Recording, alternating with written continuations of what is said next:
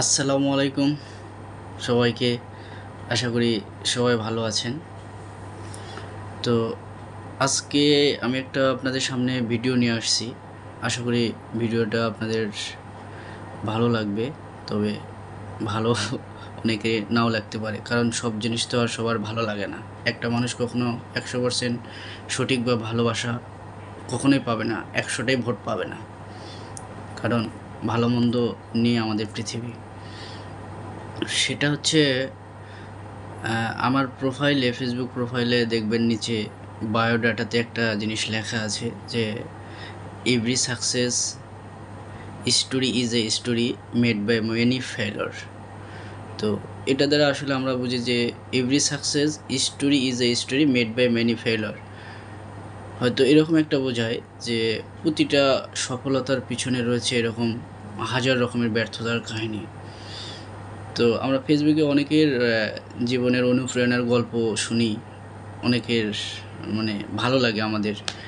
তো আসলে আমিও একটা আমার জীবন থেকে কিছু সুখ দুঃখের গল্প নিয়ে আপনাদের সামনে হাজির হয়েছি। সেটা হচ্ছে আমার ভাগনা ভাগ্নি আছে, তারা স্টুডেন্ট, তারা পড়াশোনা করছে। আবার আমাদের পাড়া প্রতিবেশী অনেকে আছে, ভাস্তারা। আবার নিজের অনেক আত্মীয় স্বজন আছে, তারাও শিক্ষার্থী এবং জব খুঁজতেছে, এরকম অনেকে আছে। তো আজকে আসলে আমার জীবনের কিছু গল্প বলবো, যেটা হয়তো অনেকের অনুপ্রেরণা হতে পারে। তো ভিডিওটি শেষ পর্যন্ত দেখবেন, আশা করি ভালো লাগবে। আর ভালো লাগলে অবশ্যই লাইক কমেন্ট করবেন এবং শেয়ার করে রাখবেন, যাতে ভবিষ্যতে মানুষ দেখতে পায় যে আসলে জীবন কতটা কঠিন হতে পারে, আবার কতটা ভালো হতে পারে। তো আসলে কথা না বাড়িয়ে শুরু করি। তো আমি যেটা বললাম যে আমার প্রোফাইলে একটা লেখা আছে যে to every success story is a story made by many failures. আসলে প্রত্যেকটা সফলতার পিছনে রয়েছে এরকম হাজার রকমের ব্যর্থতার গল্প কাহিনী নেই। প্রতিটা সফলতা তৈরি হয়। আসলে অনেকের সফলতা হট করে চলে আসে, কোনো পরিশ্রম ছাড়াই চলে আসে। আবার কারো সফলতা আসে অনেক কষ্ট করে। জীবনে অনেক স্মৃতি, অনেক কষ্ট পাড়ি দিয়ে হয়তো ভালো একটা স্টেপে যেতে পারে। আবার কেউ তাকদির ভাগ্যের হিসাবে কেউ কোনো কষ্ট ছাড়াই খুব দ্রুত সফলতা পেয়ে যায়। তো এটা খুব কম সংখ্যক। আর যারা পরিশ্রম করে আসছে, এটাই বেশি সংখ্যক হবে। তো আসলে আমি স্কুল জীবনে খুব একটা ভালো স্টুডেন্ট ছিলাম না। আমাদের অজয়পাড়া গ্রামে আমরা জন্মগ্রহণ করেছি। সেখানে বাবা মা অশিক্ষিত মানুষ, তারা খুব অল্প পড়াশোনা করছে। সেক্ষেত্রে পড়াশোনার এরকম কোনো একটা মর্ম বুঝিনি। যতটুকু পড়ছি নিজের ইচ্ছা শক্তিতে পড়ছি। হয়তো আমাকে সরাসরি কে শিখাইছে লেখা আমি সেটাও জানি না। আসলে আমার খুব জানতে ইচ্ছে করে যে আমাকে কে শিখাইছে হাত ধরে ধরে। এখন যেমন আমার সন্তানটাকে তার মা শেখায়, আমি শেখাই। তো আমি সেটা জানি না আমাকে কে শিখাইছে। তো যে শিখাইছে সেই শিক্ষক বা সেই ভাস্তা বা আঙ্কেল বা চাচ্চু যাই বলি, তার প্রতি আমার বিনম্র শ্রদ্ধা, স্যালুট। তো আসলে স্কুল জীবনটা এভাবে চলে গেছে। খুব একটা ভালো স্টুডেন্ট ছিলাম না। তারপরে কলেজ লাইফে ডিপ্লোমায় গেছি। ওখানে হয়তো মোটামুটি জীবনটাকে উপভোগ করছি, মেসে থাকছি। আমার কলেজ আর্কিটেকচারের সেকেন্ড শিফটে আমি হয়তো 8টা সেমিস্টারের মধ্যে 7টা সেমিস্টারই ফার্স্ট বয় ছিলাম। তো এভাবে ডিপ্লোমাতে ভালোই সময়টা যাচ্ছিল। জীবন নিয়ে অনেক অভিযোগ মানুষের, আসলে আমাদের অনেক অভিযোগ। তো জীবনটা কি আসলে আমরা যারা ঘর থেকে বের হয়ে যাই তারাই বুঝতে পারি যে আমাদের জীবনে কত কি ফেস করতে হয় রাস্তাঘাটে। হ্যাঁ, রাস্তাঘাটে ফেস করতে হয়, অফিস আদালতে ফেস করতে হয়, হ্যাঁ, যেখানে থাকি সেখানে ফেস করতে হয়। এরকম অনেক জীবনের গল্প, আমরা ব্যর্থতা, অনেক ভালো অনেক কিছু আমরা ফিল করি। তো ডিপ্লোমা করার সময় ওই সময় আমি অষ্টম পর্বে মনে হয় ওঠার পরে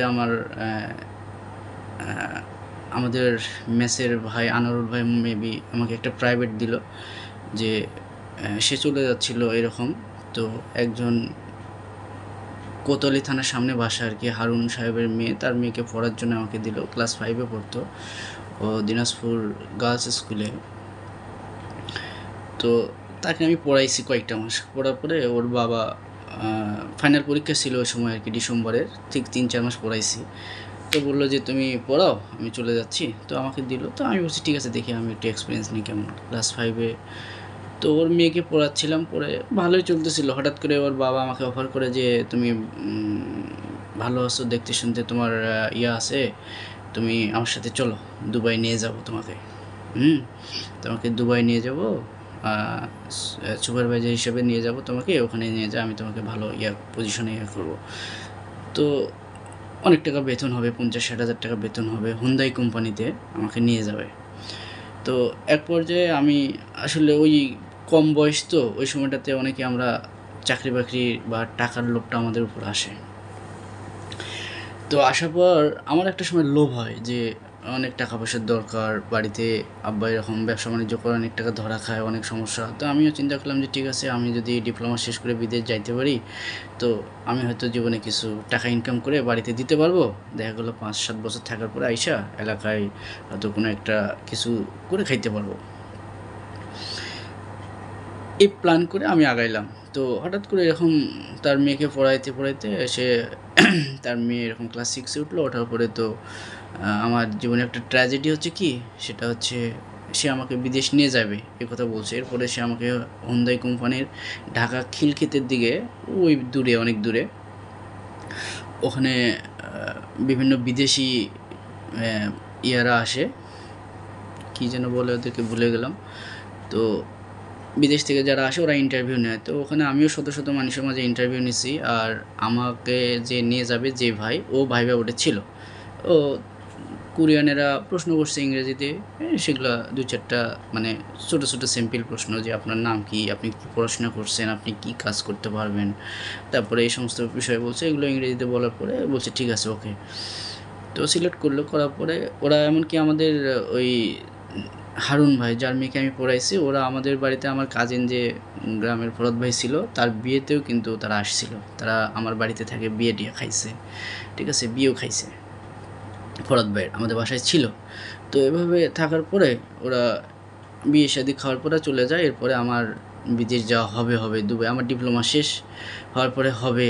এরপরে আমাকে সে পাসপোর্ট করাইলো, একটা করাইলো ভুল, মোহাম্মদ মেহেদি হাসান মণ্ডল লাগবে। তো মোহাম্মদটা তো পরে এবারে আবার করলো যে মোহাম্মদ এমডি লাগবে, আবার একটা করাইলো। এরকম করতে করতে আমার 3টা পাসপোর্ট করাইছে।